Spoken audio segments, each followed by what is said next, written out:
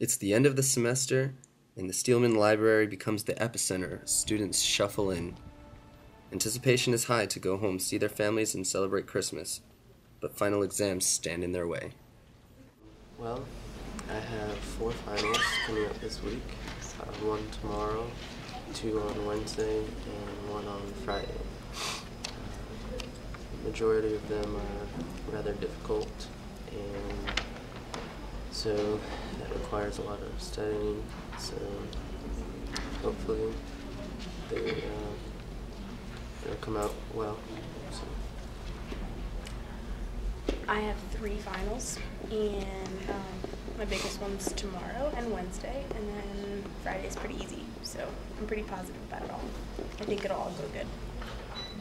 You know, I have 5, and they're probably going to be beastly, but I am always optimistic. Therefore, I am fairly sure that I will do very well.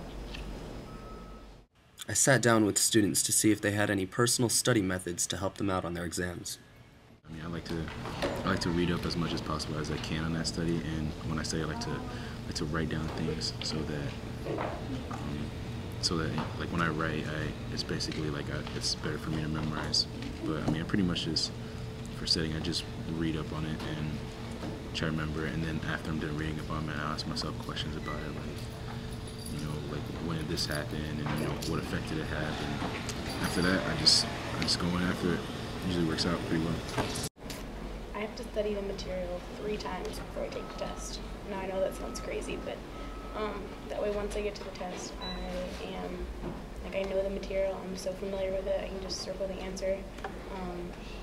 But now with my accounting classes, I have to do the problems multiple times, so I have to study the material 3 times before I take the test. I then went on to ask if students thought relaxation was essential to absorbing the material they had studied. Yeah, relaxation is real important. What I do to relax is I just take a break. I might go weightlift, might just stare at the lake out there or whatever.